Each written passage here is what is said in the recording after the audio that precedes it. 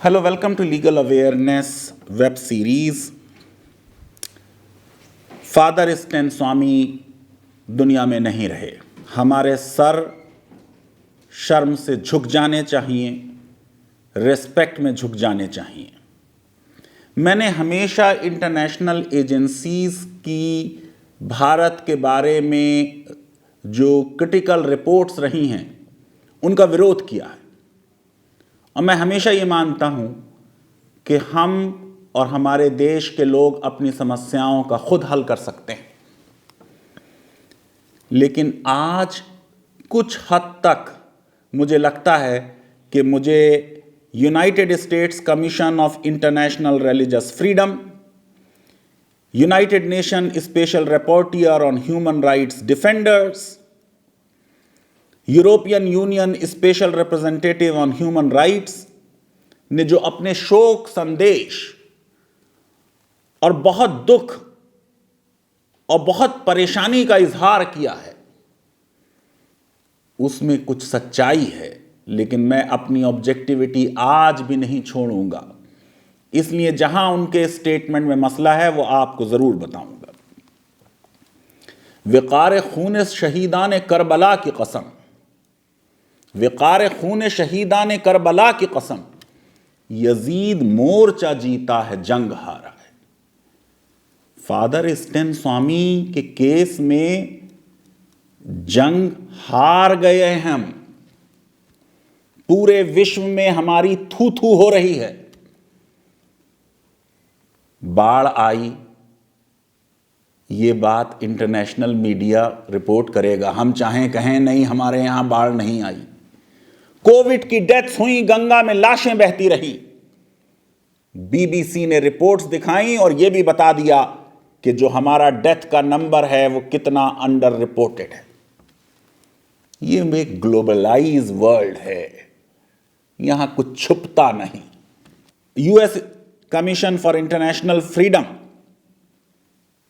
ने strongest terms में अपने दुख का इजहार किया और कहा कि डेलिब्रेट नेग्लेक्ट था, भारत सरकार को टारगेट करते हुए उन्होंने कहा, जिसकी वजह से डेथ हो गई फादर स्टैन स्वामी की। उन्होंने कहा कि फादर स्टैन स्वामी की death is a stark reminder of the egregious and ongoing persecution of India's religious minority communities. यहां मैं जरा डिसएग्री करता हूं। यूपा का जो मामला है वो सिर्फ माइनॉरिटीज का नहीं है। सुधा भारद्वाज और वरवरा राव माइनॉरिटी के नहीं है।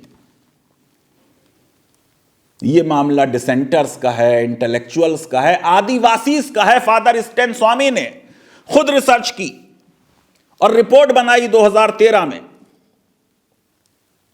59% लोग जो यूपा के तहत अरेस्ट हुए और 10 साल से ज्यादा जेलों में थे, वो दलित थे और आदिवासी थे। मिनिस्ट्री ऑफ एक्सटर्नल अफेयर्स जाहिर है कि डिफेंड करेगी, डिफेंड करना चाहिए। कहा उन्होंने कि उनको मेडिकल एड मिली और प्राइवेट अस्पताल में थे और देश के कानून के तहत कुछ चार्जेस थे। बड़ा वीक डिफेंस रहा। UN special representative on human rights defenders Mary लेलॉर,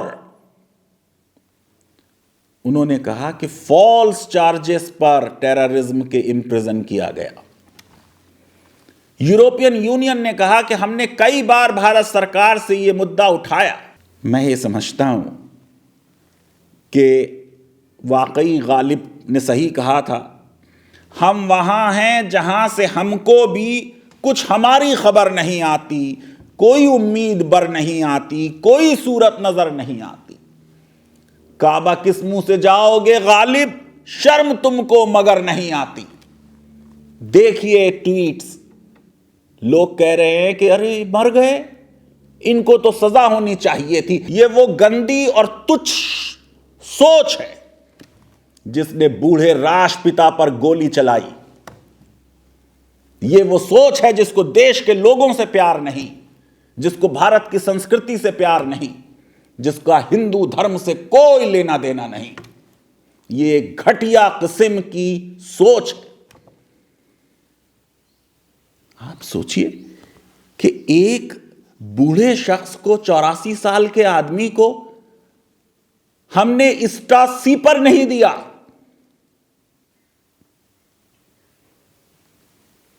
9 महीने तक कस्टडी में रखा और एक बार पूछताछ नहीं की, क्योंकि पूछने के लिए कुछ था ही नहीं। अगर कोई टेररिज्म में इन्वॉल्व है, उसको 9 महीने तक पूछताछ ना की जाए। और मैं समझता हूं कि जिस तरीके से बहुत ही strong article justice AP Shah ने लिखा है, उन्होंने तो जजेस को भी बहुत ब्लेम किया है। और वाकई अगर आप दिल्ली हाई कोर्ट का आसिफ इकबाल तन्हा का जजमेंट पढ़ें, तो उन्होंने बेल के ऑर्डर में सुप्रीम कोर्ट के जजमेंट्स कोट करते हुए कह दिया कि अगर जज को लगता है कि इस केस में कन्विक्शन नहीं होगा, बेल दी जा सकती। अरे देखिए भारत का लॉ, राजीव गांधी की हत्या हुई, 15 और लोग मारे गए, लेकिन सुप्रीम कोर्ट ने उस जजमेंट में क्या कहा कि यह टेररिस्ट एक्ट नहीं था। टाडा के तहत कानून को समझिए। टेररिज्म जब होता है, संजय दत्त के केस को कोट किया था दिल्ली के जस्टिस अनूप ने, जब डायनामाइट इस्तेमाल हो, बम इस्तेमाल हो, न्यूक्लियर बम इस्तेमाल हो, बायोलॉजिकल और केमिकल वेपन्स इस्तेमाल हो। क्या इनमें से कुछ किया था फादर स्टेन स्वामी ने? इल्जाम है कि और लोग जो इन्वॉल्व हैं, पोएट वरवरा राव, सुधा भारद्वाज से कम्युनिकेशन था। अरे देश में कुछ ही तो सिविल राइट्स के एक्टिविस्ट हैं, कुछ ही तो वो दीवाने हैं जो अपनी जानों पर खेलकर देश का कॉन्शियंस बने हुए हैं। क्या उनसे वो बातचीत टेररिज्म है, आतंकवाद है? और अगर वो आतंकवाद था तो फिर 9 महीने तक पूछताछ क्यों नहीं हुई? जस्टिस एपी शाह ने बड़ा स्ट्रांग आर्टिकल हिंदू में लिखा और कहा, देखिए कौन वो आदमी है, एक रूम में रहता है, 70 किताबें लिखी हैं, बात करता है उनकी जिनकी जमीनों पर कब्जा कर लिया गया विकास के नाम पर, डेवलपमेंट के नाम पर। झगड़ा तो यही है कि जिनकी जमीनें हैं उन्हें मालूम है कि इसके अंदर मिनरल्स हैं, लेकिन बाहर वाले आके मिनरल्स निकाल लेते हैं, अमीर बन जाते हैं और ये गरीब के गरीब रह जाते हैं। इस विकास, पागलपन विकास का जो है, उसके विरुद्ध लड़ाई थी ये कितने सालों की। जस्टिस एपी शाह ने लिखा कि पुणे पुलिस ने अगस्त 2018 में उनके एक रूम के घर को रेड किया, कंप्यूटर सीज कर लिया, सेलफोन ले लिया, किताबें ले ली, क्लासिकल म्यूजिक के कुछ कैसेट्स थे, वो देखे।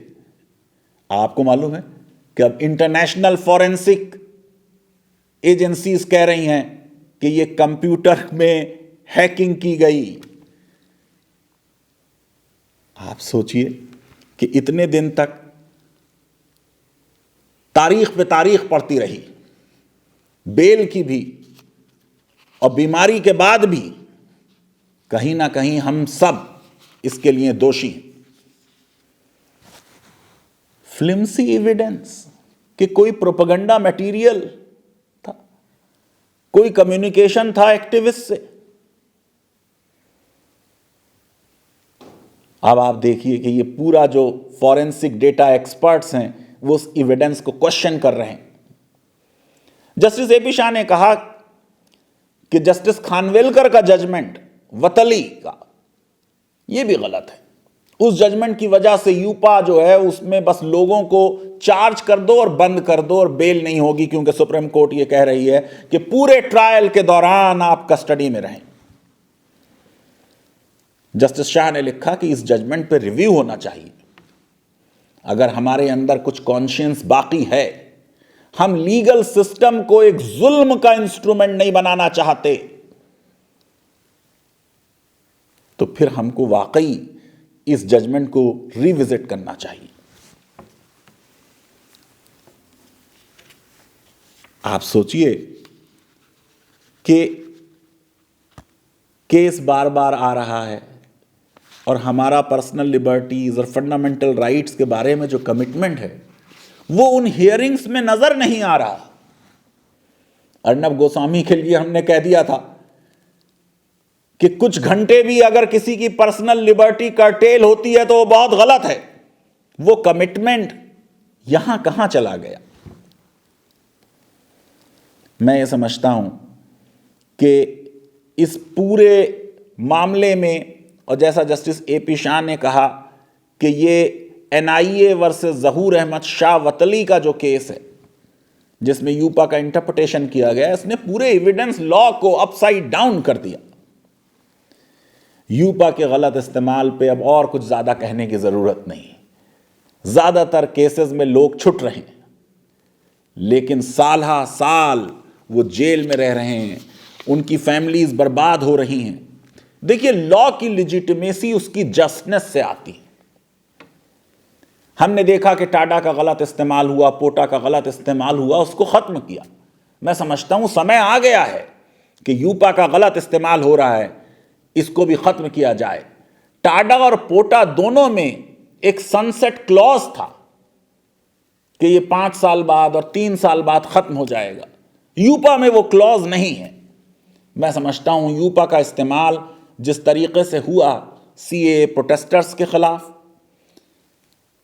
सिविल एक्टिविस्ट के खिलाफ, वो अपने आप में इस बात का सबूत है कि ये एक इंस्ट्रूमेंट ऑफ ऑपरेशन बन गया है। ये देश के लीगल सिस्टम पर एक प्रश्न चिन्ह लगा रहा है।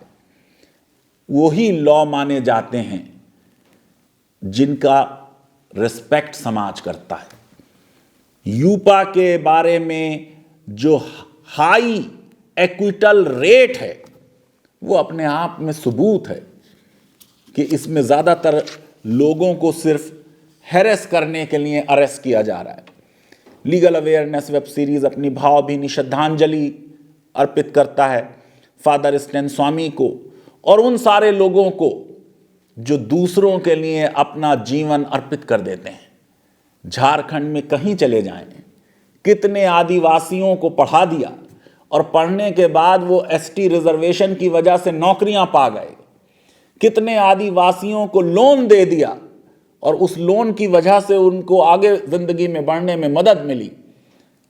झारखंड में कोई ऐसा आदिवासी शायद ही हो जिसके ऊपर फादर स्टैन स्वामी का कोई एहसान ना हो। मैं समझता हूं ऐसे महात्मा आदमी, संत आदमी जिसने अपना जीवन देश के लिए लगा दिया। यानी आप देखिए कि जब NIA वाले उनके यहाँ पहुंचे तो वो बात कर रहा है कि ये तमिलनाडु में पिछले साल आपको मालूम है कि एक फादर और एक सन को क्यों पुलिस टॉर्चर में और पुलिस कस्टडी में मार दिया गया। मैं समझता हूं देश प्रेम अगर है तो फिर दिखाना पड़ेगा कि आपने देश के लोगों की कितनी सेवा की, और अगर देश सेवा राष्ट्रवाद है तो फादर स्टैन स्वामी इस पैमाने पर पूरे उतरते हैं। लीगल अवेयरनेस वेब सीरीज अगर आपको पसंद आती है तो मेरी रिक्वेस्ट है कि हमारे इस वीडियो को वाइडली शेयर करें, हमारे चैनल को सब्सक्राइब करें और बेल आइकन और लाइक ज़रूर क्लिक करें। बहुत बहुत शुक्रिया, धन्यवाद, थैंक यू वेरी मच।